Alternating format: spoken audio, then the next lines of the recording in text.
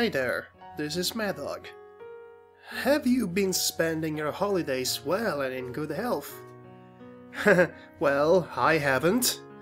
As you can may be able to tell from the sounding quality of my voice right now, I've been having a bit of a cold, with a bit of a sore throat, and a little bit of a stuffed nose, and a little bit of all the jolly good things that this season brings to us. So, again, I've been feeling a bit under the weather. That's the point I'm trying to make. Still, I don't know when am I going to be feeling better, probably, hopefully by the end of the year. Still, before said end of the year, I still wanted to put out a very special review that I've been saving for a while. In fact, I did have the script for the Clannad anime at the ready, so to speak, as a fully written version, at the ready for a while now. I mean, for years. But I decided to turn it into a video, into a proper video, just to celebrate the end of 2014. You know, with a bang, so to speak. And I say that because I do believe that the Clannad review, the written version of it, that I've written, actually represents one of my, if not the best work as a writer that I've ever done. And yeah, I don't think I will ever be able to write something like this ever again. Not only because, not just because of how, you know, how much I poured into it while I wrote it, but because its length, it's quite outstanding. It's practically a small essay, and I don't really have the time to write with such length anymore. So, for a variety of reasons, this review, it's probably something that shall never be duplicated, so to speak. Now, I want to be very specific about this. This is a review of the Clannad anime, not the original visual novel it was based from. With that said, to avoid copyright detection, I'm of course going to use footage from the visual novel instead of the anime to talk about the anime that was adapted from the visual novel. So that's why you're seeing footage from the game instead of the anime. That's what you're going to be seeing for the remainder of this video. Me talking about the anime based off the game while watching footage from the game. Which sounds confusing at first, but it's not. Just bear with me. So that's really all I wanted to say to you right now. This is basically my last big time review for 2014, and well, I wish you a good remainder of the year, folks. It's too late for Christmas, so just have a nice few last days from the end of days and whatnot. Also, enjoy this video if you can, and even though my voice sounds weird, well, weirder than usual because of the sickness that I went down with, down with the sickness, get it? It's a song, but oh, never mind. Enjoy this review, folks, and again, Happy New Year, and have fun, and be safe, and all that, and thank you for supporting me, and if you're willing to be even more supportive, there's the little Patreon option in the description of this video, but, you know, on YouTube, there's a description of a little Patreon link to my Patreon account that you might be willing to support if if you're really nice and all that, but you don't have to, of course, but, hey, you know, it would be nice. So, this is Clannad. Enjoy.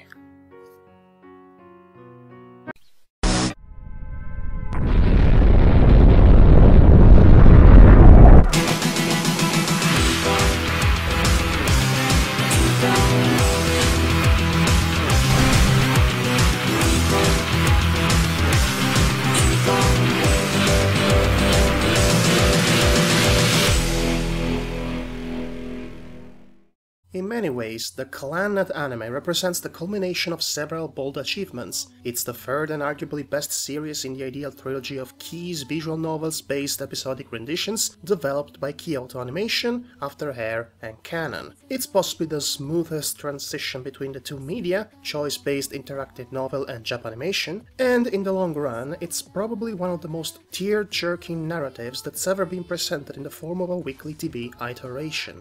Kyoto's previous adaptations were already infamous among fans for bringing them to their knees in a fit of eye-melting, unmanly outcry via their level of heart-shattering love/family dramas or harsh/earned endings. Although in retrospect they were not alien to a few flaws. Hair, which was originally the second game Key developed, being the very first attempt for the studio, while focusing its attention to one of the available story arcs in order to tell its timeless tale about transgenerational bonds of affections, was still slightly torn by the heavy burden of being a linear 13-episode story based off an eroge with multiple heroines, which means that it had many paths and conclusions in typical visual novel style. Therefore, the first half of the series sort of wastes its potential by giving space and development to a portion of the cast that didn't have much of a point in the overall execution and main focus of the plot. Canon, on the other hand, tried to fully implement all roots from the namesake game's female protagonists into its diegesis in the attempt to reproduce the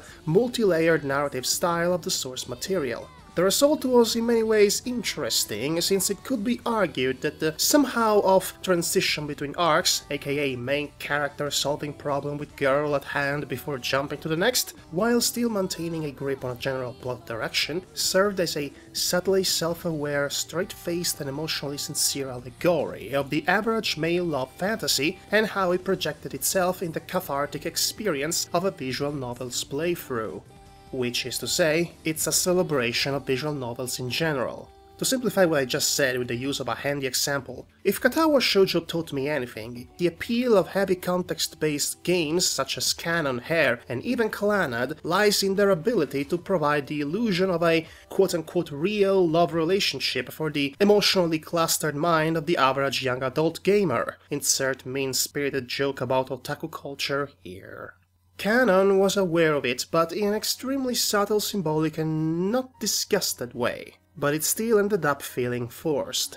So, in light of this series of epiphanies, what did I learn by watching the Clannad anime? For starters, I became much more open-minded about moe aesthetics than I was before. I've come to accept the idea that big-eyed bishoujo style can, occasionally, be considered just a stylistic choice that won't try to manipulate my mind at any given chance. That's especially plausible since the writing of the show does already a great job in implanting an instant sense of attachment between the me viewer and all the players in this piece. Unlike the now severely compromised example of Canon, whereas side characters were pretty much useless, this show wants to create a strong bond between the audience and the various inhabitants of this latest visual extravaganza. As such, other than the inevitable main lead, the main love interest and the other quote-unquote important girls, a democratic amount of screen time is proudly reserved in the development of the comic relief best friend character, his little sister, the patron lady of the school dormitory, the quiet tea-sipping school librarian, some occasional gang members, a former pop singer, his wife, and the main heroine's parents, which served both as the fundamental supportive figures for the protagonists and also as key elements for the more important plot resolutions. As opposed to the somewhat claustrophobic and anachronistic snow-covered town of its predecessor, the non-specific suburban center in Clannad feels alive, contemporary and ever-growing as the series progresses and all of its community is eventually tackled at an emotional level. One of the show's many goals is to instill a sense of belonging to the viewer, meant to evolve at the same pace as the main character as he travels his own path towards healthy human relationships and adulthood. The main plot of this first season, out of 2, functions as the ideal glue that ties all mini-sagas and arcs together in order to both define said feeling of unity, which will eventually pay off grandly, and to cleverly justify the presence of multiple visual novel-styled narrations in a linear form of tale-telling. Basically, the refreshingly simple story revolves around a former delinquent student Tomoya Okazaki helping out the mysterious and physically weak Nagisa Furukawa to re-establish the previously banned theater club in their high school. Various characters, stories, twists and developments are introduced and dealt upon as the two of them try to find members for their group, which will eventually include Tomoya's best friend and the rest of the main female cast. Already, this narrative path works wonders in between the various transitions from this to that girl's portion of the story, thus providing a believable payoff for the main course. Specifically, most of the leading females end up developing an affection for the leading male, but since the guy subconsciously remains at Nagisa's side for most of the time, while helping them out with their problems, realizing that their feelings are going to remain unanswered will eventually make for an endearingly painful yet extremely well-rendered scene, which is far better than what any harem show could ever accomplish. As mentioned before, there are a lot of characters in Clannad, or rather, a lot of characters that are relevant to this digesis to some degree, whether for just moving the plot forward, further developing its context, or for more unpredictable reasons. Taking the time to fully analyze them all would be too much of a hassle. Therefore, for the sake of a slightly less threatening wall of text, I'm just going to focus on some of the main players. First of all, in the first 2 episodes, we are fully introduced to the not-so-generic protagonist, Tomoya, a cool and slightly jerkish sort of guy that hides a greater sorrow behind his carefree delinquent attitude. His deadbeat, constantly drunk father accidentally injured him at a younger age, basically destroying his dream of becoming a basketball player. As such, he has nothing but loath for the tragically undignified old man, to the point that he would often spend the night at his best buddy's room or Nagisa's home, later on in the show. Yuhei Sunohara was Tomoya's first real friend, and while he's mostly treated like a complete buffoon and gets either beat up or made fun of on a regular basis, half the time deservingly, his role in this piece is far more proactive than his earlier version appearing in canon ever was, because there is a Yuhei in every key game and show apparently. Tomoya's other friends range from the twin sisters Kyo and Ryo Fujiwayashi, which both have an affection for the boy that they will try to pursue in their own unique way, Kotomi Ichinose, a genius student with severely lacking social skills that just happened to be his childhood acquaintance, because of course, and Tomoyo Sakagami, a former ruler of the streets, now turned into a model student in order to achieve her ambitions. Incidentally, her favorite hobby is to lock Yuhei into inescapable super-ultra combos. I'm not even kidding there. Finally, when describing the character of Nagisa, it's impossible not to consider the very, very important role her parents play in both the shaping of her own background and her current strong-willed yet physically compromised condition. Unfortunately, any further delving into that argument would inevitably lead us into dangerous spoiler territory. Suffice to say that her outstanding, loving, utterly devoted and extremely cool, not to mention ludicrously young-looking relatives, represent at least 50% of the reasons why the entire 2 seasons long main story works so well. Especially the father, Akio Furukawa. They primarily act as motivators for both their daughter and their spiritual son Tomoya, while helping them out in surprisingly effectual ways during the course of their growth and the evolution of their mutual relationship. In the specific case of Akio, his presence will be necessary for the positive resolution of Nagisa's arc by the end of the first season. Speaking of arcs, at some point in this review I might have implied that Clannad was basically a better done canon, although it's much more than that. And in the curious case of Fuko Ibuki, that subtle statement ends up bumping onto my face with a certain amount of violence. Fuko's character is a complete rehearsal of Ayu Tsukimiya from said previous game/animation, but with one fundamental twist that significantly changes the entire perspective of the event, leading the audience to their first relentless sobbing session of the show, the first of many. Admittedly, the obligatory unexplainable supernatural elements, because there are unexplainable supernatural elements in this anime as well, aren't properly introduced or implemented in the narrative as competently as canon did, but only at first. The occasional mentioning of another world, and the conceptual idea of the city itself being alive and ever-changing along with its inhabitants, are incredibly fascinating and not ignorable themes that get barely introduced and touched upon in the first season. They will eventually serve a greater purpose in the subsequent follow-up, the misleadingly titled After Story. Speaking of the great importance that lies in the unknown, every once in a while, usually the beginning of every arc, we are shown a stupendously animated short sequence depicting a strange, post-apocalyptic fantasy realm inhabited by a lonely little girl and the steampunk-looking mechanical teddy bear she built out of scrap. It's pretty much at this point that the show goes from being just a refreshingly well-written tale about the passage between adolescence and adulthood to a fully brows-held-high parable about the human condition and life in general. Again, a full analysis about said parable would require too much text. Let's just say that this peculiar story inside a story serves at least three major purposes. It portrays the events of the main narrative and various side quests under the light of a meta-referential parallel, just like that comic book about pirates inside of Watchmen. To give you an example, it functions as an unmistakably ominous element of epic foreshadowing for impending tragedies to come, and they will come, believe me. And it will eventually turn into a plot point by the end of After Story, the second season.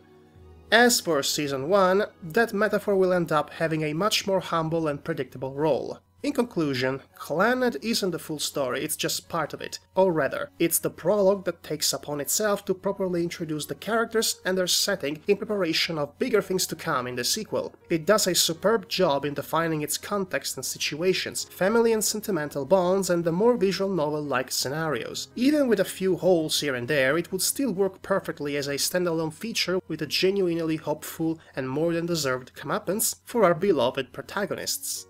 But unfortunately that was not the case, as After Story made abundantly clear. If you're planning to watch this series in its entirety, let me give you one small piece of advice, and get a pair of brand new tear ducts.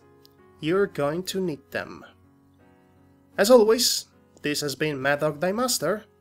Thank you for watching.